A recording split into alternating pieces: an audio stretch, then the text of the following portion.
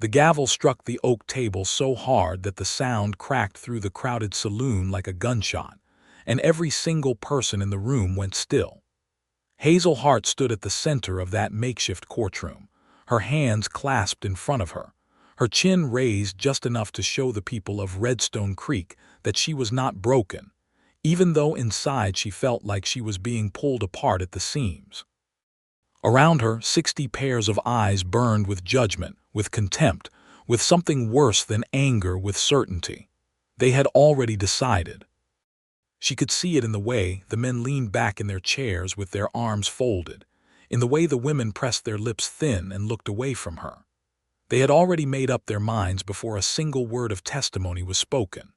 Judge Clarence Mott, a man with a tobacco-stained beard and small, cruel eyes, leaned forward over his table and looked at Hazel the way a hawk looks at something small and trapped in an open field. "Miss Hart," he said slowly, dragging her name through his teeth like it offended him.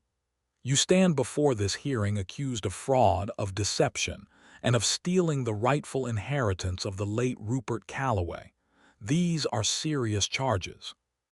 You will answer every question put to you by this panel, and you will answer truthfully." The room murmured its approval. Someone in the back laughed low and mean. Hazel felt the floor shift beneath her boots. She had done nothing wrong.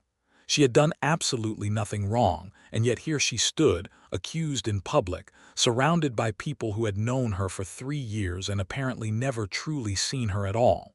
Her throat tightened. She was terrified of what would happen if she spoke, terrified of what would happen if she didn't. And then she heard the sound of spurs, slow and deliberate, on the wooden floorboards behind her. Sheriff Alfred Ford walked through the center of that crowd like he was parting water, his broad shoulders squared, the silver star on his chest catching the afternoon light that poured through the saloon's dusty windows. He was a tall man, lean through the hips but wide across the back, with dark hair pushed under a worn gray hat and a jaw set hard enough to break stone. He wore no expression that anyone could read, but his dark eyes were burning. He walked directly to Hazel's side. He stood there close enough that she could feel the solid warmth of him beside her, and he did not look at her the way the others did. He looked at Judge Clarence Mott. Mott blinked. "Sheriff Ford, this is a formal hearing. You have no standing here unless called as a witness." "I'm not here as a witness," Alfred said. His voice was even, controlled, and absolutely without apology. "I'm here as the elected sheriff of Redstone Creek, and I'm here because what's happening in this room right now is not justice. It is a persecution of a woman who has no one to speak for her." The room erupted. People shouted. Someone slammed a fist on a table. Judge Mott banged his gavel 3 times, his face turning a deep and uncomfortable red. "Order," he snarled. "Order, I say. Sheriff Ford, you will remove yourself or I will have you removed." Alfred did not move. He turned his head very slightly, just enough to look at Hazel, and for one single heartbeat the whole world seemed to compress down to just the two of them. Something in his expression, not pity, not charity, but something fierce and loyal and completely resolute, made her breath come back into her lungs. Then he turned back to the judge. "She has nothing to prove to you," Alfred said. The words fell into the room like stones dropped into still water, sending ripples out to every corner. "Not one single thing. And anyone in this room who pushes forward with these charges without presenting one shred of actual evidence is going to answer to me and to the law in that order." The silence that followed was the loudest thing Hazel had ever heard in her life. She had not known, until that moment, that Alfred Ford would be the person who would change everything for her. She had not known, until that moment, that she was already halfway in love with him. But as she stood in that saloon with the whole town arrayed against her, and one stubborn, righteous man standing at her side, she understood something she had been avoiding understanding for a very long time. She was not alone. She had not been alone for months. She just hadn't been paying attention to the right person. It had started long before the hearing, long before the accusations, long before the name Rupert Calloway had turned into something dangerous. It had started on a Tuesday in April of 1883, when Hazel Hart had arrived in Redstone Creek, Arizona territory, with a carpetbag in one hand, $17 to her name, and a letter in her coat pocket that she had read so many times the creases had gone soft as cloth. She had come from Abilene, Kansas, where she had spent the better part of her 26 years working in her aunt's boarding house, cooking and cleaning, and trying to pretend that the life she was living was the life she wanted. Her aunt had been kind enough in a distant, distracted sort of way, but Abilene had felt smaller every year, like a dress she had outgrown but kept wearing because she had nothing else to put on. The advertisement had appeared in the Abilene Chronicle on the 3rd of March. Sought, capable, honest woman of good character to manage household accounts and correspondence for successful cattle rancher, Redstone Creek, Arizona territory. No domestic service required. Competitive wages. Room and board included. References preferred but not required. Write to Mr. Rupert Calloway, Calloway Ranch, Redstone Creek. Hazel had read that advertisement 4 times before she cut it out and pressed it between her palms. She had written her letter that same evening, sitting at the small table in the corner of the boarding house kitchen, and she had been honest in it because she could not imagine being anything else. She had told Rupert Calloway that she had no formal bookkeeping training, but that she had managed the accounts for her aunt's establishment for 6 years, and had never once made an error that cost more than could be recovered. She had told him that she was organized and self-sufficient, and that she did not require a great deal of social entertainment to be content. She had told him she wanted a new start somewhere with more sky. His reply had come within 3 weeks. He would pay her $11 a month, provide a private room in the ranch house, and he would need her no later than the 1st of May. She had packed her bag and bought her train ticket the very next morning. Redstone Creek was smaller than Abilene but bigger than she had feared. A proper frontier town with a general store, a telegraph office, a church, 2 saloons, a livery, a doctor's office, and a sheriff's station that stood on the main street between the bank and the post office like a quiet declaration of order, in a place that might otherwise forget what order meant. The mountains behind the town were raw and red and enormous, and the sky above them was the kind of blue that made Hazel feel, for the first time in years, like she could breathe all the way to the bottom of her lungs. Rupert Calloway had met her at the stage depot. He was older than she had expected, 63. She would later learn, with white hair and a careful, watchful face. He was not warm exactly, but he was decent. He shook her hand, asked 2 practical questions about her journey, and then helped her into his wagon without any fuss. "I'll be straight with you, Miss Hart," he had said as the horses pulled them out along the road toward his ranch. "I have a nephew who thinks this position should have gone to someone he recommended. I didn't agree with his choice and I didn't take it. I'm telling you this so you understand that there may be some friction and it has nothing to do with you." "I appreciate the warning," Hazel had said. "It's not a warning," Rupert said. "It's a fact. I find it better to deal in facts than in warnings." She had liked him immediately. The nephew was named Vernon Calloway, and he was everything his uncle was not.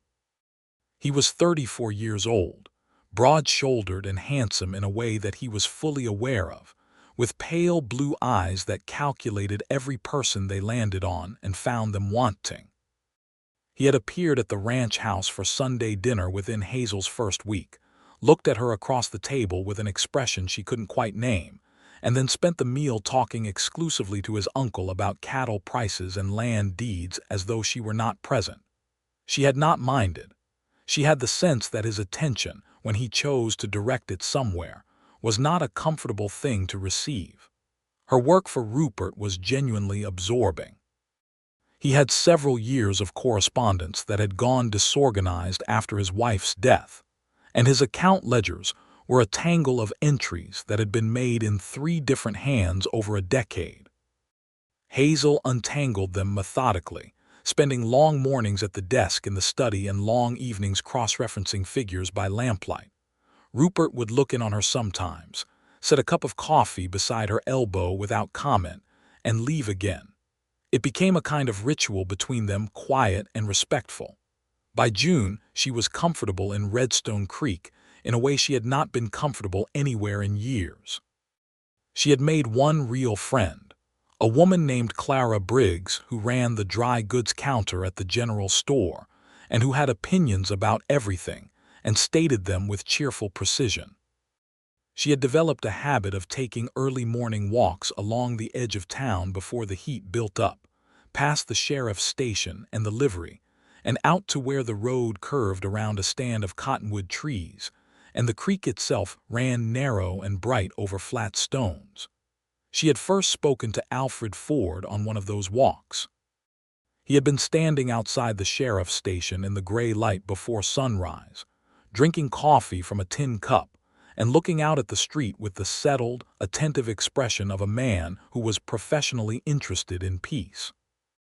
He was younger than she had initially assumed from a distance. 31, she would later find out, and there was something about the way he stood, unhurried and solid, that she had always found vaguely reassuring without knowing why.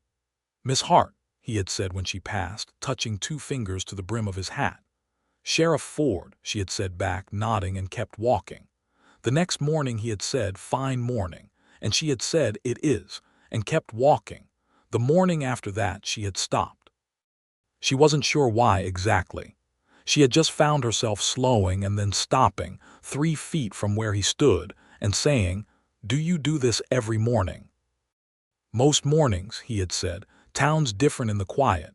Different how? He had considered this for a moment, looking out at the empty street. "Honest," he had said finally. "Everything is what it actually is. Nobody performing anything for anybody yet." She had thought about that for the rest of the walk. After that she had stopped to talk to him most mornings that she walked. The conversations were short at first, 5 minutes, 10. Then they became longer without either of them seeming to decide that would be the case. They talked about the town, about the territory, about the newspaper, about things they had read. Alfred Ford, she discovered, was a man who had read a great deal and thought carefully about most of it.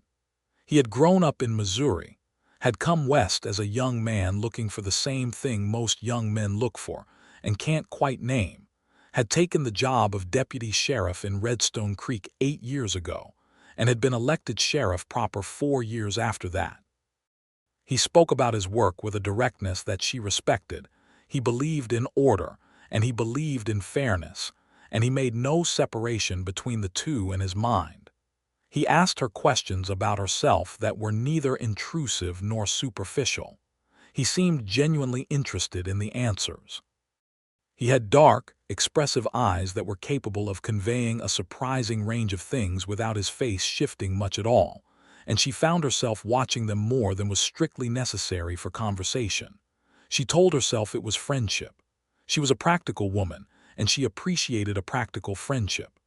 By July, Rupert Calloway's health had begun to decline in ways that were not dramatic but were unmistakable. He tired more easily. He had a persistent cough that appeared every afternoon and lasted into the evening. He stopped riding out to check on the cattle operations himself and delegated increasingly to his foreman, a reliable man named Pete Dunlap. He said nothing about it directly, but Hazel noticed things: the way he gripped the edge of his desk sometimes when he stood, the way he sometimes lost the thread of a sentence and had to reach back for it. She worked harder. She organized his papers more thoroughly than ever, and she began quietly drafting a full accounting of all his holdings, his debts, his assets, and his income, partly because it was good practice for him to have such a document, and partly because she had the deep intuitive sense that someone was going to need it. In early August, Rupert called her into the study one evening and sat across from her with his hands flat on the desk. "I've updated my will," he told her. "You should know that I've left you a sum in recognition of your work here. It is not a large sum, but it is an honest one. Do not let Vernon tell you otherwise." She had been startled almost to speechlessness. "Mr. Calloway, that isn't necessary." "Most necessary things aren't," he had said, and that was the end of the conversation. She had not thought much more about it because it had seemed far away and theoretical, the kind of thing you acknowledged and then set on a shelf at the back of your mind. There were too many present and immediate things to attend to. In September, she and Alfred Ford had their first real argument. It had started over nothing important. A comment he made about the Calloway Ranch hands getting into it at one of the saloons. A remark she made in response about the way the town's leading men seemed to apply different standards to different people depending on how much land they owned. And then suddenly, they were both talking faster and with more edge than was usual. And she had said something about men in positions of authority protecting the wrong things.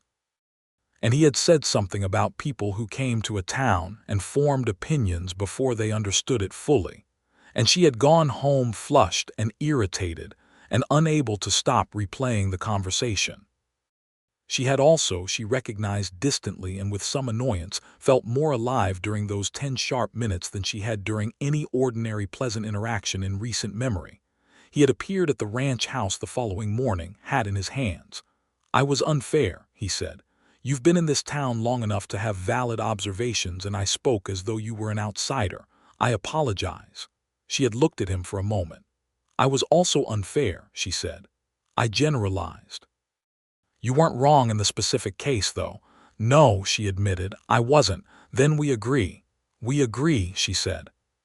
He had smiled then, and it was a rarer thing than she had understood, not a polite expression but a genuine one, changing his whole face in ways that did something unexpected to her chest, and she had thought very carefully about the safest place to look until it faded. Rupert Calloway died on the 14th of October, 1883, quietly, in his sleep, with his affairs in the best order they had been in since his wife's passing. The doctor said his heart had simply worn out. It was not surprising and it was not terrible, as deaths went. But it left a shape in the household and in Hazel's daily life that she had not quite prepared for, because she had genuinely cared for him in the quiet way that is sometimes possible between people who don't say very much but mean all of what they say. She had been in the middle of making arrangements for the funeral when Vernon Calloway arrived at the ranch house. He had not come alone. He had brought with him 2 men, one his personal lawyer, a small, bird-like man named Gerald Fitch, and one she did not know, a heavyset rancher from 2 counties over named Amos Burke, and the 3 of them had arranged themselves in the entry hall with an air of ceremony that made the hair on her neck rise. "Miss Hart," Vernon had said, with the specific tone of a man who has been rehearsing something, "I'll need to take immediate possession of this property and its contents pending the reading of the will. That will include the study and all its papers. The will has not yet been read," she had said, staying very calm. "Nothing can be designated yours until that process is completed. I'm sure your lawyer would tell you the same." Gerald Fitch had looked somewhere over her left shoulder and said nothing. Vernon's pale eyes had hardened. "Don't make this unpleasant." "I have no intention of making it anything," she had said. "I'm simply stating what is legal." He had left, but not without looking at her in a way that made her feel the conversation was not finished, only paused. The will was read by the town's attorney, James Holloway, on the 19th of October in his office. Vernon was present with Fitch. Hazel sat across the room in a straight-backed chair and kept her hands folded and her face composed, because she already had the strong sensation that she was going to need both composure and folded hands before the morning was over. Rupert had left the bulk of his estate, the ranch land, the cattle, the water rights, to Vernon, as expected. He had left $400 to Pete Dunlap, his foreman, in recognition of loyal service. And he had left $250 to Hazel, as he had told her he would, as well as a set of his late wife's embroidered handkerchiefs that had belonged to her grandmother, and which Rupert had said Hazel would appreciate more than anyone else he knew. Vernon's jaw had gone rigid at the mention of Hazel's bequest. $250 is an extraordinary amount for a woman who worked here for 6 months, he had said, addressing Holloway rather than her. Your uncle was an extraordinary judge of value, Hazel had said, still looking at Holloway, matching Vernon's register precisely.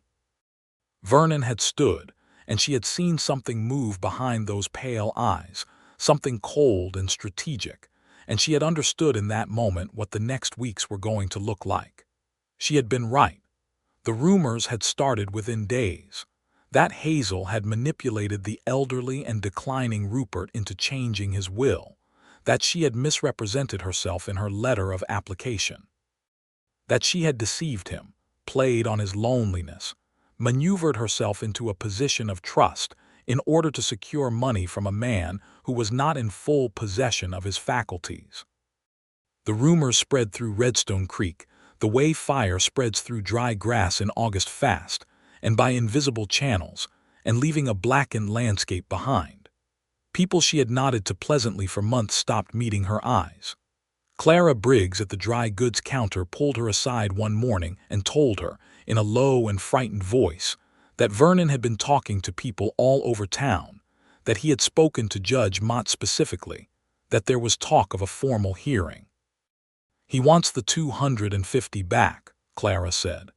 "But what he really wants is to make sure nobody in this territory ever gives you a character reference again." "He can't take the bequest," Hazel said. "It was legally made." "He can challenge it," Clara said. "And in a town where he's lived his whole life and you've lived for 6 months, challenging it is enough." The hearing had been called for the 15th of November. Hazel had spent the days between the announcement and the date in a state of controlled terror, going about her business with precision because falling apart was not going to help her, and because she refused to give Vernon Calloway or anyone else the satisfaction of seeing her unravel. She stayed in the room she had rented at Mrs. Eldridge's boarding house since the ranch house had been turned over to Vernon, and she worked through every document she had compiled during her months at the ranch, assembling her evidence in clear and logical order. She had never done anything wrong. The record would show that. She simply had to stand and present it and trust that justice would follow. What she had not calculated was the way an entire room full of people who had already decided could make justice feel very far away. She had not told Alfred about the hearing ahead of time. She was not sure why, exactly, perhaps because she did not want to seem like she was appealing to him in his official capacity, or perhaps because she was afraid of what it would feel like if he believed what the others believed, and she had not been ready to know that. She had not needed to tell him. He had apparently found out on his own. And now he was standing beside her in the saloon that had been converted into a courtroom, with 60 hostile faces aimed at both of them, and he had said the words that were still ringing in her ears like the aftermath of that gavel strike. "She has nothing to prove to you." Judge Mott was still red in the face, still breathing hard. He looked at Alfred with the expression of a man who has been publicly challenged and does not like it even a little. "Sheriff Ford," he said, each word carefully controlled, "this is an inquiry called under the authority of this county. You may not simply stand in this room and declare proceedings invalid." "I haven't declared them invalid," Alfred said. "I've declared what I believe about the accused. Those are different things. Now." He reached into the inside pocket of his coat and withdrew a folded set of papers. He set them on the nearest table, which happened to be one the panel was seated behind, and stepped back. "Those are copies of the account ledgers from the Calloway Ranch, cross-indexed with the original papers filed with Attorney Holloway at the time of the will reading. They show, in clear figures, that Miss Hart increased the efficiency of the ranch's bookkeeping by a margin that saved Rupert Calloway approximately $60 in the last quarter of her employment alone, through the correction of pre-existing errors she had no hand in making. They also show that every cent of ranch income was accurately recorded and fully accounted for throughout her tenure. I had them reviewed independently by Martin Cole, who keeps the bank's books, and he's prepared to testify to that." Fitch, the bird-like lawyer, had taken the papers and was already looking at them with an expression of controlled displeasure. Vernon Calloway sat in the front row of the gallery with his arms crossed and his jaw hard. He was looking at Alfred with pure, undisguised dislike. Alfred did not look back at him. "Furthermore," Alfred said, I'd like to invite anyone in this room who has a specific and documented allegation against Miss Hart to state it precisely with evidence, not inference, not second-hand report, not one man's opinion about what a dead man intended, evidence. Because in my experience, those three things are very different, and a hearing that cannot tell them apart is not a hearing, it's a mob. The word landed hard. Several people shifted in their seats. A few looked away. Mott's eyes narrowed. He looked at Fitch, who looked at the papers, who looked at Vernon, who gave one tight, minute shake of his head. "We will take a brief recess," Mott said, and his voice had lost some of its earlier certainty. The gavel came down, and the noise of the room surged back like water rushing into a space that had momentarily been cleared, and Hazel turned to look at Alfred Ford, and for a moment she could not say a single word. He was already looking at her. The fierce, resolute expression had softened, not much, just enough to show her something underneath it: concern, and something more particular than concern, something she recognized because she had been trying not to recognize it in herself for quite some time. "You came," she said, because it was the simplest true thing. "Of course I came," he said. "You didn't have to, Hazel." Her first name, which he had never used before in all their months of early morning conversations and one memorable argument, stopped her voice completely. He said it the way you say something you've been holding carefully for a long time. "I know you didn't ask me. I know you were planning to do this alone. You don't have to do every difficult thing alone." She felt something give way very quietly in her chest.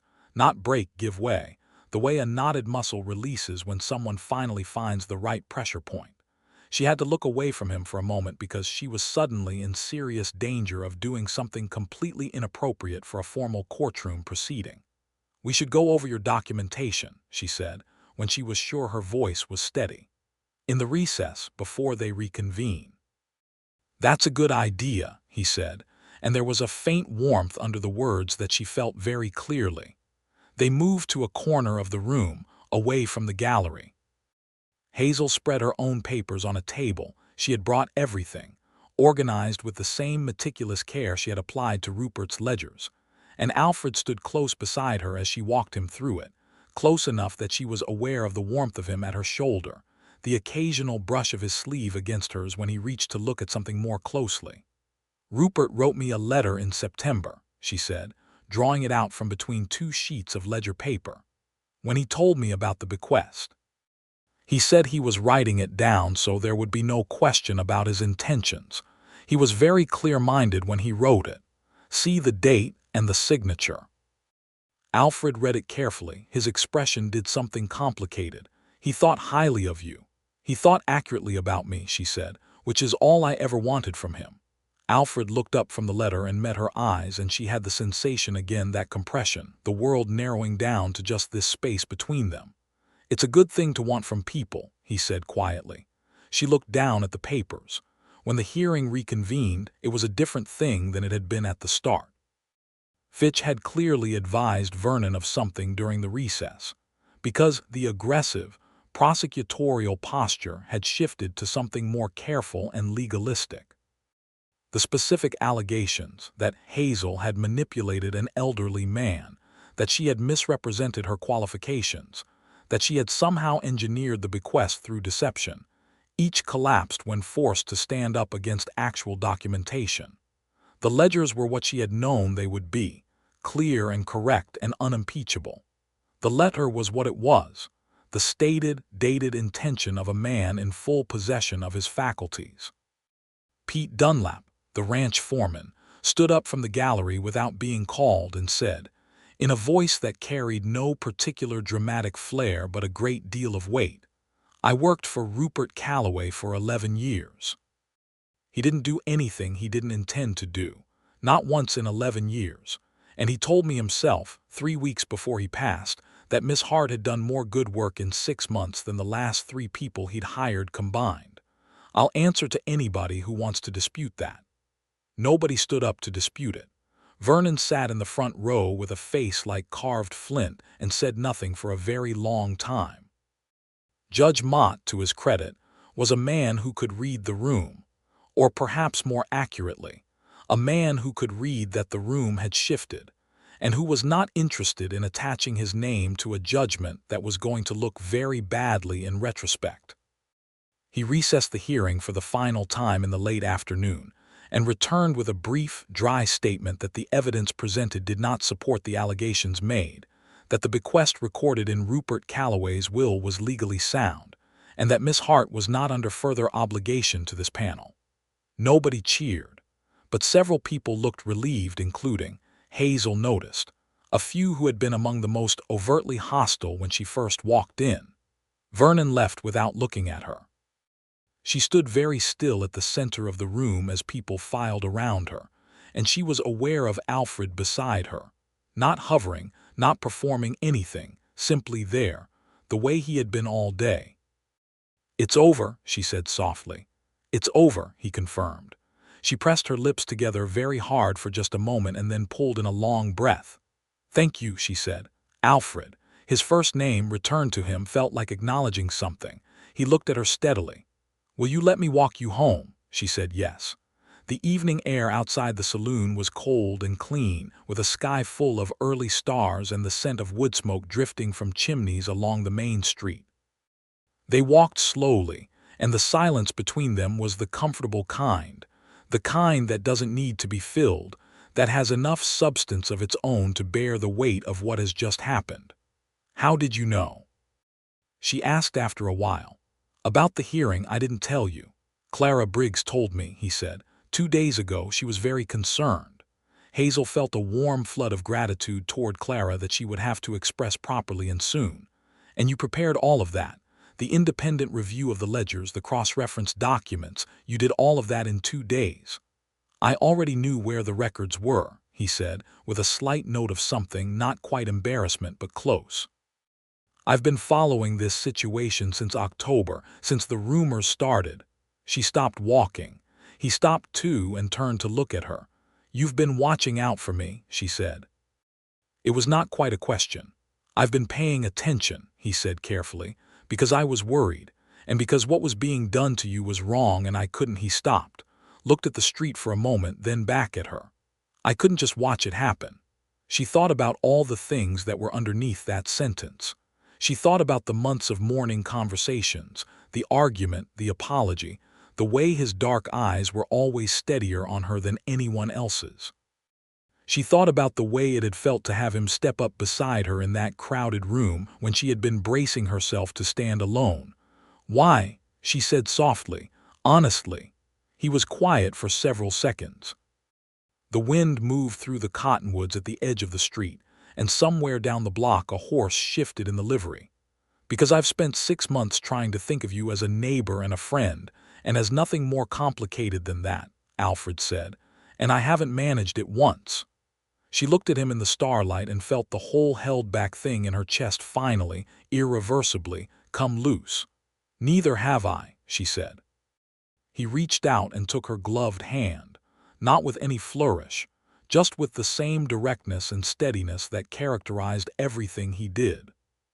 She felt the warmth of it through both their gloves and thought that she could stand here on this cold November street for the rest of her life without minding.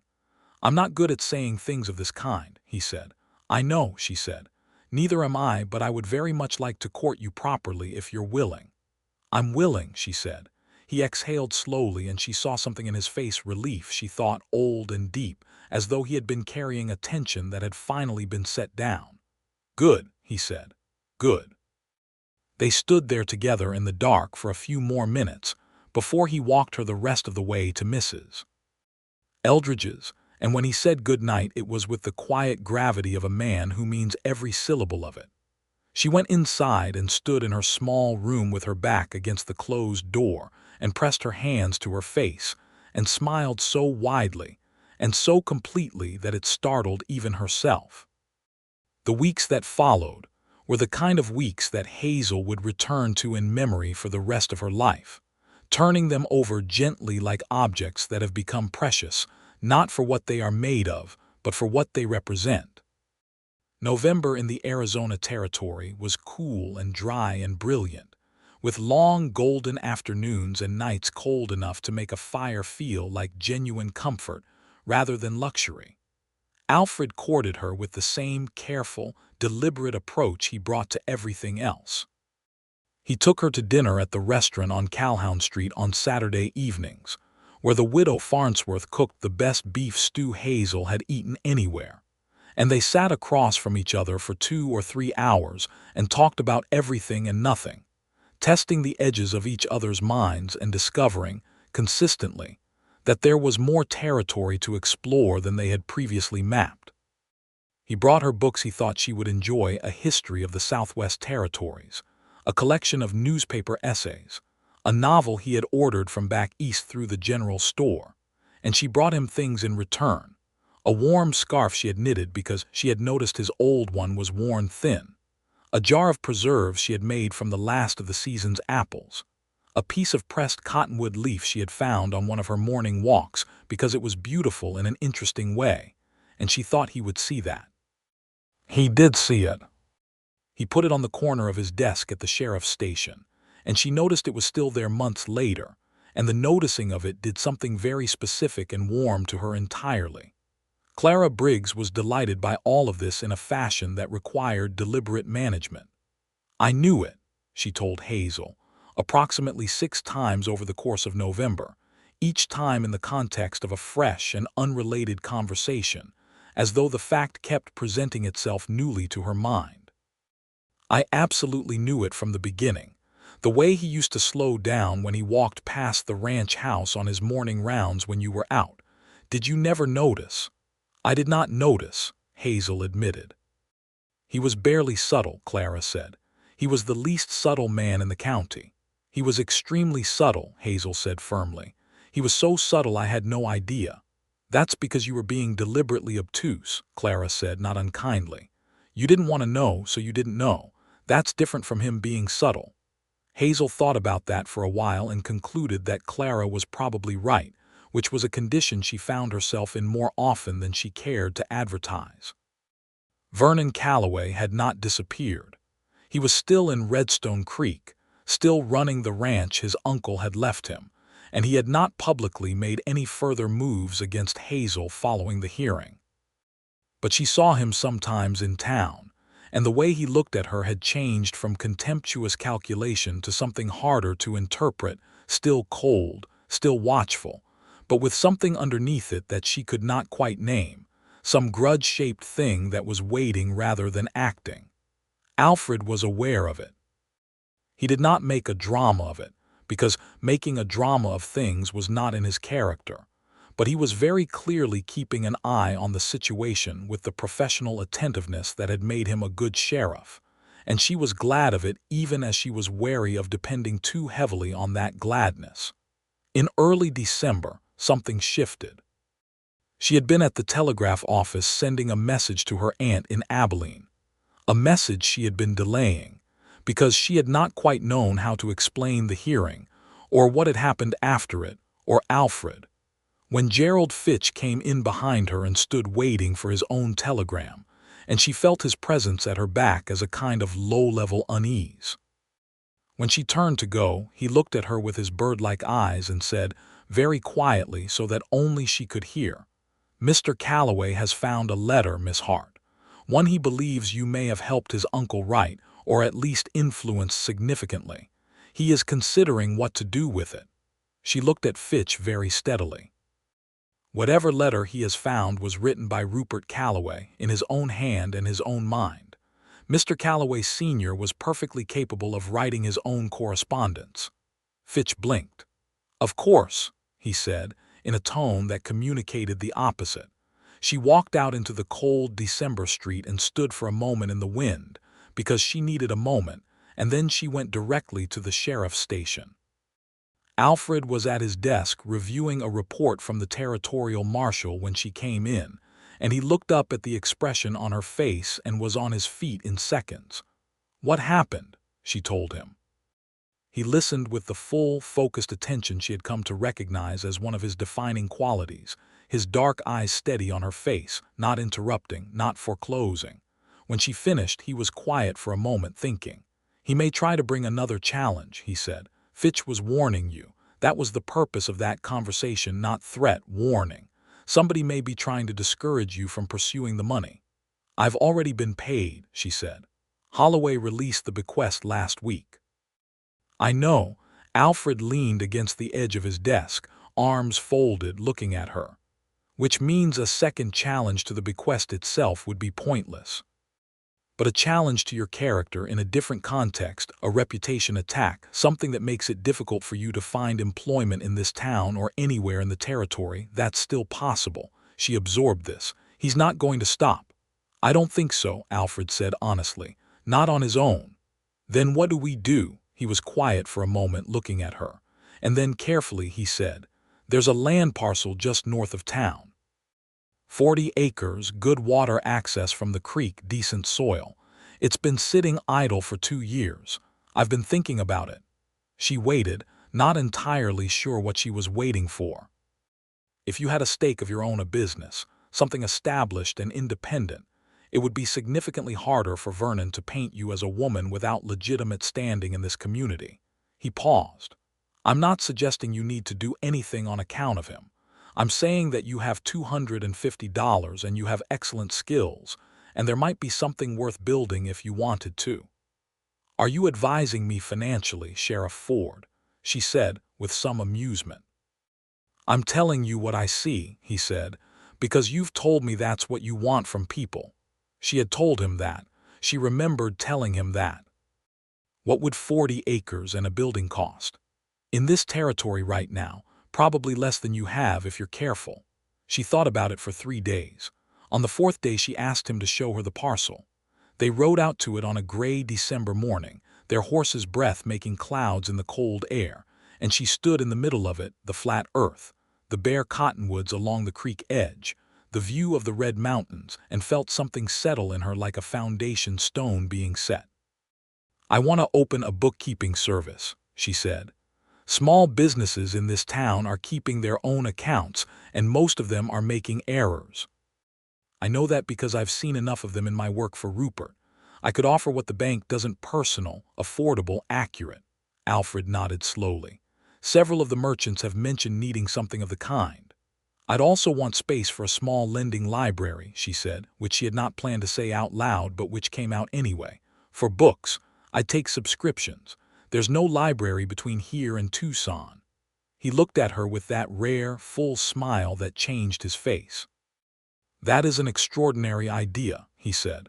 She bought the land the following week. Alfred helped her negotiate with the county land office, not by speaking for her but by sitting next to her with the patient, authoritative presence of the town's sheriff, which had the effect of ensuring she was treated with the same courtesy as any man buying property. She had the sense that he was aware this was what he was doing, and that he had decided it was a legitimate use of his position rather than an overreach. The small building went up in January and February of 1884, built by 2 of the best carpenters in Redstone Creek, men she paid fairly and on time. Alfred came out on the weekends to help where he could, not because she had asked him, and not because she needed him to, but because he wanted to be useful to her, and because he liked the work, and she let him because having him there, in his rolled sleeves with sawdust on his forearms, was something she had decided not to manage her feelings about any further. On the last Saturday of February, when the last board had been laid on the front porch, and the sign she had lettered herself Hart Accounts and Library, Est. 1884 had been hung above the door, she stood back and looked at it and felt an emotion she had no exact name for, but that encompassed pride and relief and something enormous and forward-looking. Alfred came to stand beside her. He looked at the sign for a long moment. "It's real," he said quietly. "It's real," she said. He turned to look at her, and she turned to look at him, and they were standing very close in the February afternoon light, and something had been building between them for so long, through so many mornings and conversations and difficult shared hours, that it felt almost overdue. "Hazel," he said. "Yes," she said. "I am in love with you," he said. simply and completely the way he did most things. "I have been for quite a while. I thought you should know directly." She looked at him and felt the truth of it, her own answering truth, rise up through her like water finding its level. "I love you too," she said. "I've known it since November. I've been waiting for the right moment to be sure you knew." He raised one hand and touched her face very gently with the back of his fingers. She leaned into it. The mountains were red and enormous behind them, and the sky was wide and blue, and the sign with her name on it caught the light above the door.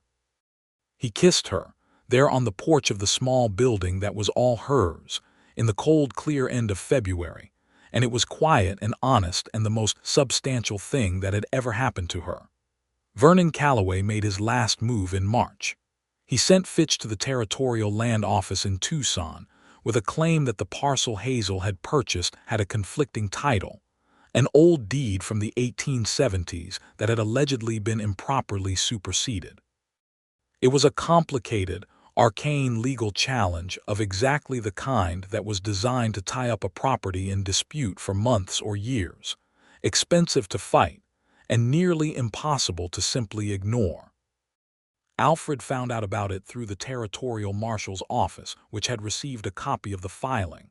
He came to tell her himself at the bookkeeping office on a Tuesday morning in the third week of March. His expression was carefully controlled, but she could read him well enough now to see the anger underneath it. She sat very still as he explained it, and then she said, "He's doing this because I won't go away." "Yes," Alfred said. "And because you and I are publicly courting, and he thinks he can make that a liability." Alfred's jaw tightened. "He said some things around town last week about the impropriety of a sheriff being romantically involved with a woman whose legal affairs he has been involved in professionally." He met her eyes. "I want you to know that I don't consider my involvement in your hearing or in this matter to constitute a conflict. Everything I did was done in the exercise of lawful duty and in support of legitimate legal processes. But I also want you to know that if you feel—" "Alfred," she said, stopping him. "Stop."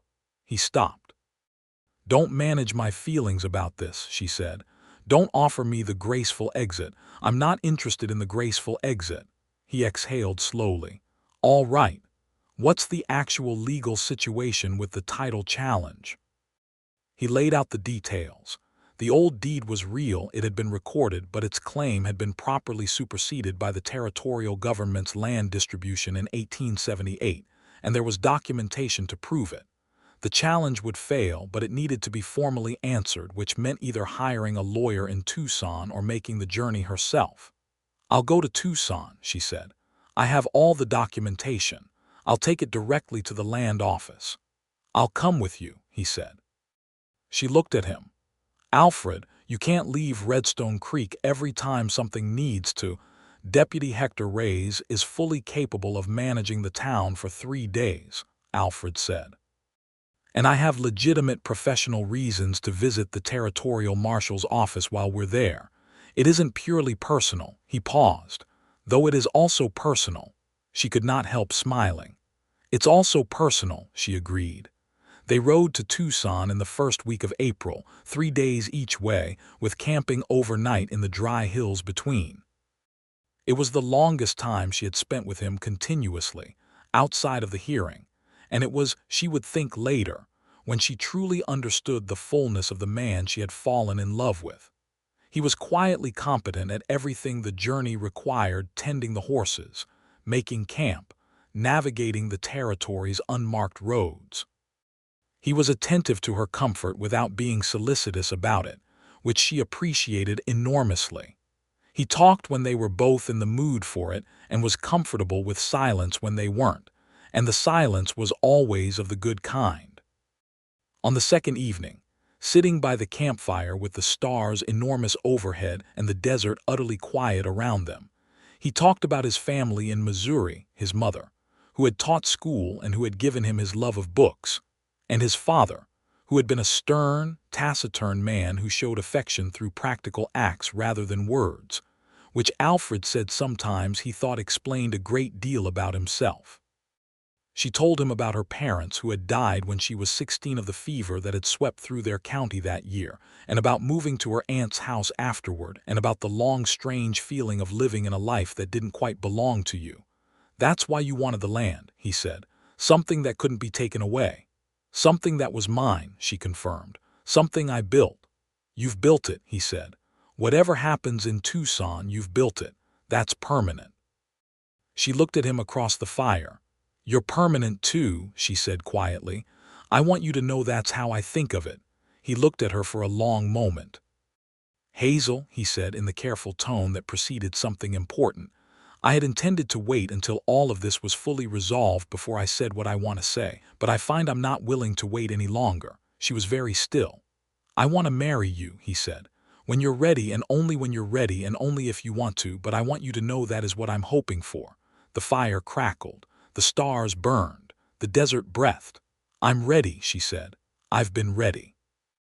He stood from his side of the fire and came to sit beside her, and she took his hand and held it, and they sat together in the enormous quiet of the Arizona night, and it felt like exactly what it was, the beginning of the rest of everything.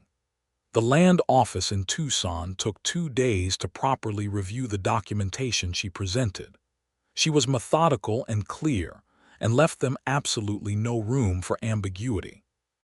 On the afternoon of the second day, the clerk brought out a senior registrar who reviewed her materials for 40 minutes in careful silence, and then looked up and said, crisply, that the conflicting title claim was without merit and would be formally dismissed. She walked out of that office into the Tucson afternoon and stood in the warm April sun and felt the last of Vernon Calloway's shadow lift off her shoulders. Alfred was waiting outside. He had come from the marshal's office, and he read her face as she came through the door. "Good news," he said, not a question. "Very good news," she said. He smiled at her, the full one that changed his face, and she thought, this is what happiness feels like when you're not afraid of it anymore. They were married in Redstone Creek on the 12th of June, 1884, in the church on Elm Street, with Clara Briggs as Hazel's witness and Hector Reyes, Alfred's deputy, as his. It was not an elaborate wedding. Neither of them wanted elaborate. The minister was brief and earnest. The sun came through the church windows in long golden bars, and when Alfred slid the plain gold band onto her finger, his hands were perfectly steady, and his dark eyes were full of something she could look at without looking away, something enormous and quiet in hers. The town turned out more generously than she had expected, given everything. Several of the people who had been in that courtroom in November came to offer their good wishes, and she accepted them graciously, because holding grudges against people who were essentially following the path of least resistance was not a productive use of energy, and because she had won, in the most complete sense of the word, and you could afford generosity from a position of genuine victory.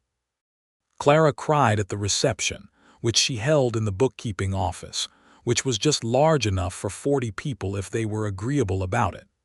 Pete Dunlap came and shook Alfred's hand and then shook Hazel's and said, "He would have approved, Miss Hart."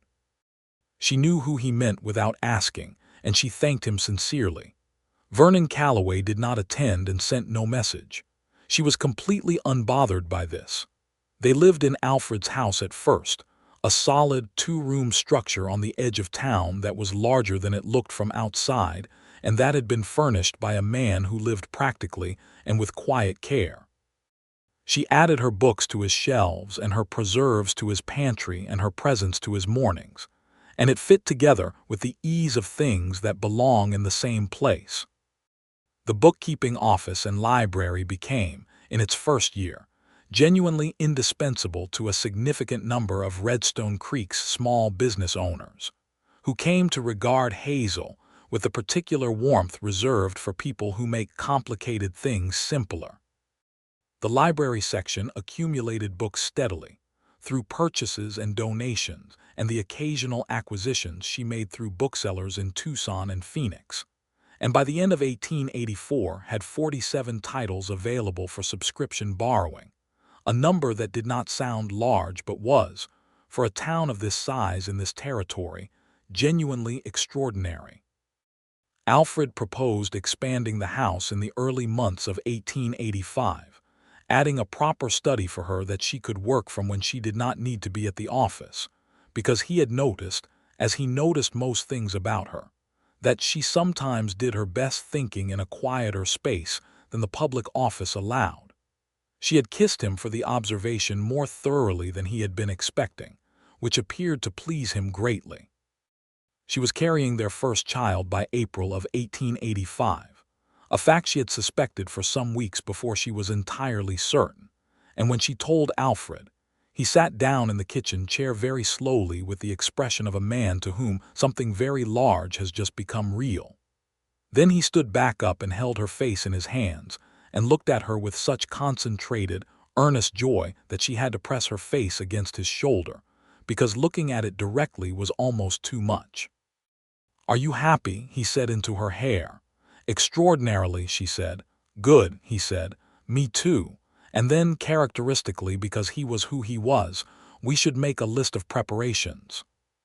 She laughed into his shoulder, which she knew he could feel, and she heard him laugh quietly too, and it was the most domestic and lovely thing imaginable. The baby came in December of 1885, in the expanded house that now had a proper nursery as well as Hazel's study, and it was a boy, a healthy, loud, determinedly alive boy whom they named James Rupert Ford, James for Alfred's father in Missouri, and Rupert in honor of the man whose decency had set the whole chain of events in motion. James arrived in a snowstorm, which Alfred had been quietly terrified by, and Hazel had managed with remarkable composure. And when the doctor placed the baby in her arms, she looked down at the small, red, furious face of her son, and felt the kind of love that has no adequate language, that is simply larger than words, and has to be lived rather than described. Alfred sat beside her on the edge of the bed, and looked at James with an expression she had never seen on his face before, stunned and reverent, and undefended in a way that she kept very carefully in her memory, like a pressed flower between the pages of an important book. "Hello," Alfred said softly to his son. "We've been expecting you." Vernon Calloway left Redstone Creek in the spring of 1886. She heard about it from Clara, who heard it from the postmistress, who had handled his forwarding arrangements. He had sold the cattle operation, negotiated the water rights, and relocated to California. The ranch land was purchased by Pete Dunlap and two of the other longtime hands, which seemed to Hazel the most satisfying possible outcome for a piece of property whose history she knew in considerable detail. She did not feel triumphant about Vernon's departure, exactly. She felt the solid, quiet satisfaction of watching a shadow move away from something it had been lying across for too long. The sun came in more completely after that, metaphorically speaking, and Redstone Creek settled into its ordinary rhythms without the particular vibration of unresolved hostility that had underscored the previous 2 years. Life in 1886 and 1887 was full and good and complex in the best ways. James grew with the alarming speed of all small children, from a loud, demanding infant into a crawling, and then walking and then running small person with his father's dark eyes and his mother's intense capacity for focus, who found everything he encountered worthy of the most serious investigation, and who formed opinions about it immediately. He and Alfred were devoted to each other in a way that was both straightforward and deeply moving, the large, quiet father and the small, intense son, conducting their relationship with a mutual seriousness that was periodically interrupted by games that became considerably louder than the father's public persona would suggest. Alfred was re-elected as sheriff in the fall of 1886 by a wider margin than his previous election. Hazel attended the vote count at the town hall and sat in the back row with James on her lap, and felt proud of him in the simple, uncomplicated way that is possible when you know someone completely and admire what you know. The bookkeeping office expanded in 1887. She took on a part-time assistant, a young woman of 21 named Sarah Keyes, who was sharp and eager, and who reminded Hazel of herself at that age in ways that were pleasing to acknowledge. The library had grown to over 120 titles by then, and had become a genuine institution, the kind of thing people mentioned when they described Redstone Creek to visitors. And Hazel had written a letter to the territorial government, proposing a framework for similar operations in other frontier towns that had, to her considerable satisfaction, received a serious and interested reply. "You're building something larger than you intended," Alfred said one evening, reading the territorial government's response over her shoulder at the kitchen table, James asleep in the next room. "I usually do," she said. He pressed a kiss to the top of her head, which was something he did habitually when they were in proximity, and which she had come to regard as one of the great quiet pleasures of her daily existence. "Good," he said. "The second baby came in the summer of 1888. This one was a girl, which James received with 3-year-old equanimity, and a firm intention to explain to her how everything worked as soon as she was capable of listening. They named her Eleanor Ruth Ford, Eleanor for a character in a novel they had both loved, and Ruth, because it was a name that sounded like exactly what it meant: steadfast and loyal and entirely itself. Eleanor was different from James in almost every way. Where he was deliberate and focused, she was quick and changeable and full of enormous emotion that she expressed without reservation. She took after her father in the jaw, that precise quality of set and resolution, and after her mother in the eyes, which were the same warm amber green that Hazel had always thought of as her most ordinary feature, and which in Eleanor's face were suddenly and obviously something unusual and lovely. Alfred looked at his daughter with the same stunned and reverent expression he had worn at James's birth, and then he looked at Hazel, and she read in his eyes everything he was not saying, all the enormous and private gratitude, and she took his hand and held it. They sat together in the late summer evening with the baby between them and James asleep in his room, and the desert evening coming soft and warm through the window screens, and Alfred said, very quietly, "I did not know my life could look like this." "Neither did I," she said. "I'm glad it does."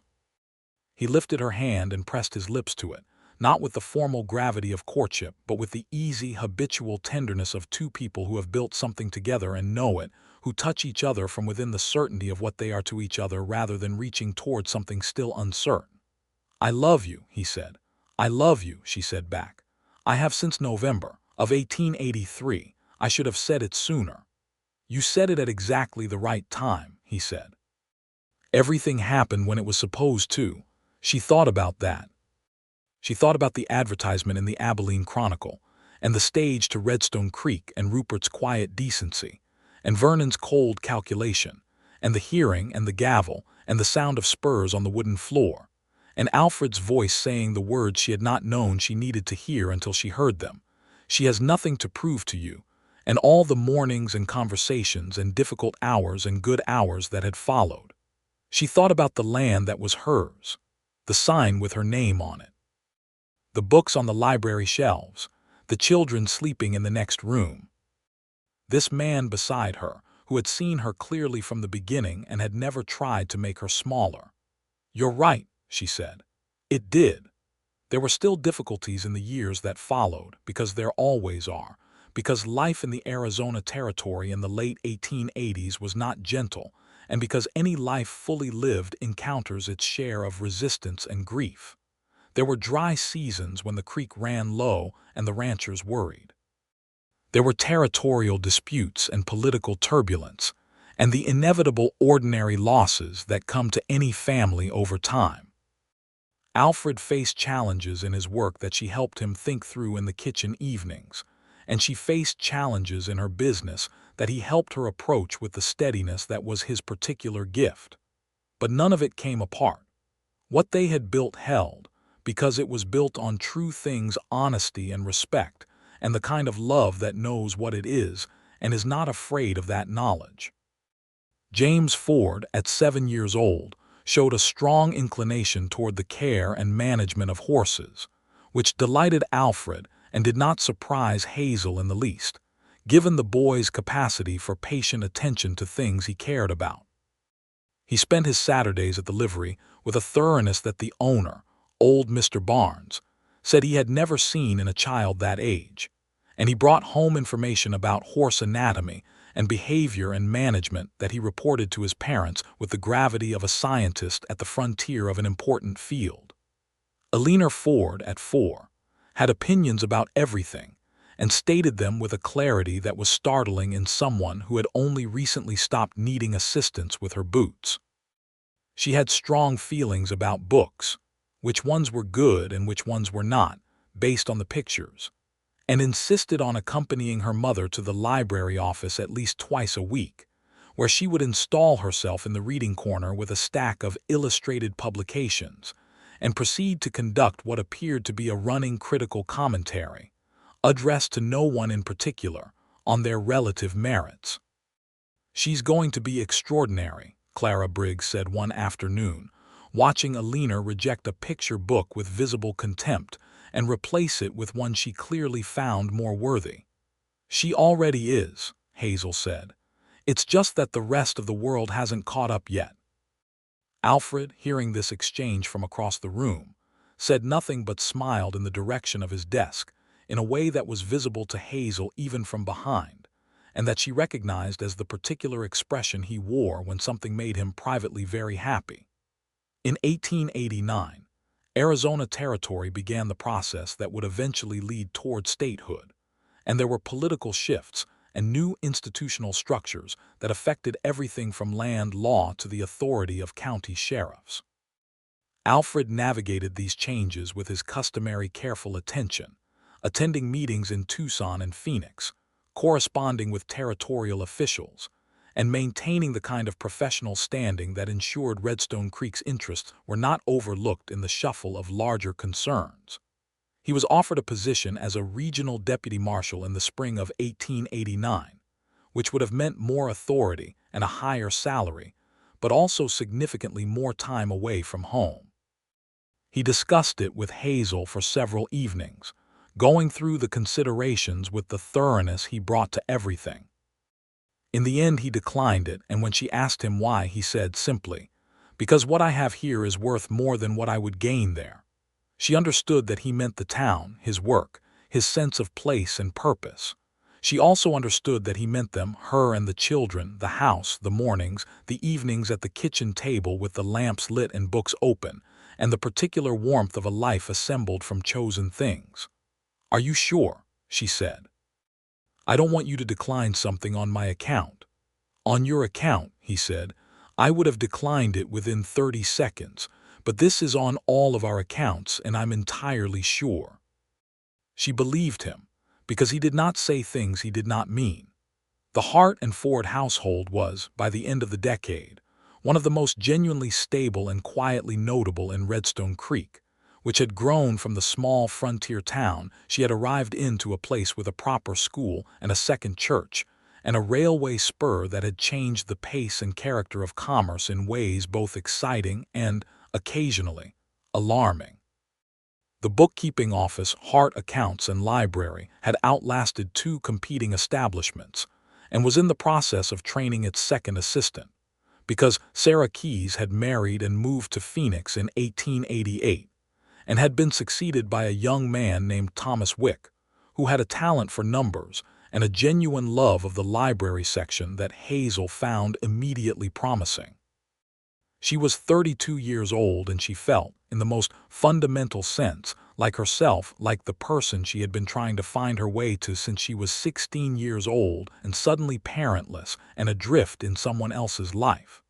She had work that mattered and that she was genuinely good at. She had a place that was hers, land she owned, a building with her name above the door. She had 2 children who were remarkable people in the specific individual ways that children become remarkable when they are loved without conditions and given room to grow into what they actually are. And she had Alfred, who was still the most honest person she knew, who still looked at her with the same dark, attentive eyes that had noticed her from the beginning, who still brought her coffee without being asked when she was working late at the kitchen table, and sat with her in the quiet rather than going to bed without her, who still had that rare and genuine smile that changed his whole face, and that she considered one of the most private and precious things in her possession. On a Tuesday evening in October of 1889, 6 years, almost exactly, from the day she had arrived on the stage in Redstone Creek with a carpetbag and $17, they sat on the porch of the expanded house after the children were asleep, with the autumn cooling fast around them and the mountains black against the darkening sky and the first stars appearing in the east. Alfred had his arm around her, and she was leaned into him with her head against his shoulder, and they were quiet, both of them, with the particular quality of quiet that is not absence but fullness. All the things that have been said and all the things that are simply known, occupying the same comfortable space. "I was thinking about the hearing," she said after a while, because she thought about it sometimes still, not with distress but with the kind of wondering backward look that you give to the moments that change the direction of things. He turned his head slightly. "What about it?" "When you walked in," she said, "I heard your spurs on the floor and I didn't know, I wasn't sure who was behind me. And then you came and stood beside me and I knew without turning around that it was you.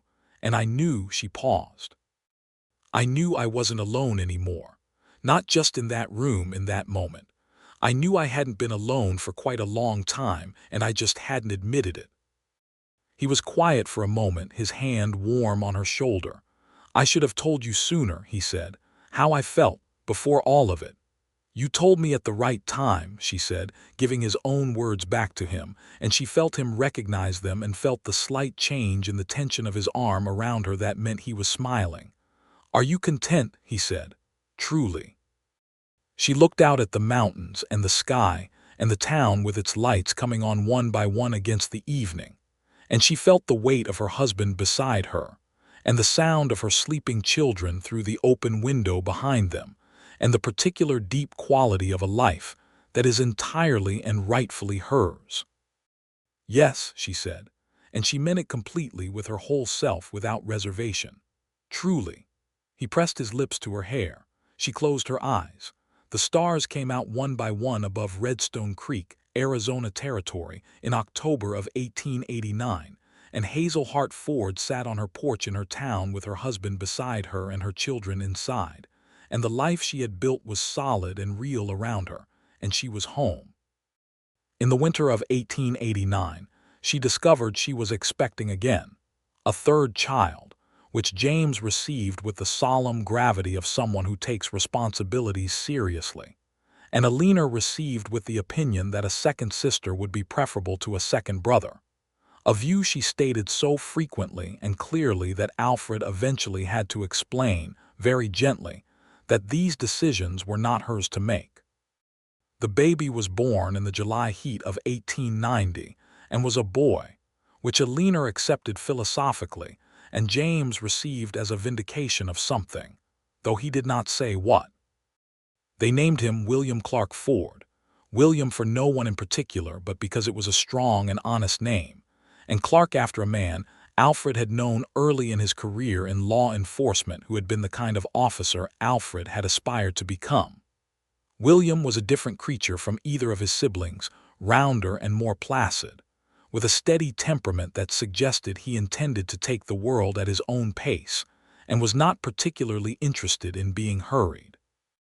He looked at his parents with Hazel's amber eyes and smiled early and often, and slept through the night within 3 months, a fact that Hazel and Alfred regarded as nothing less than miraculous given their prior experience.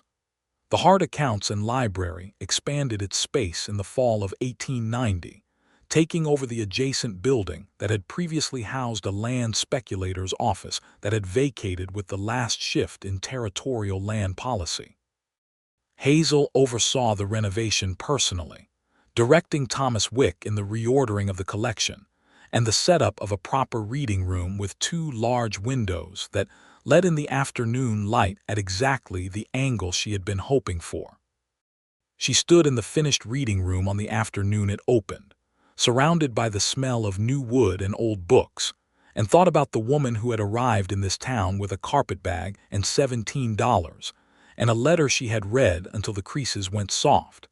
And she felt a kind of affection for that woman, a retrospective tenderness for her courage and her stubbornness and her absolute refusal to be made into something smaller than she was. Alfred appeared in the doorway of the reading room with William on his hip.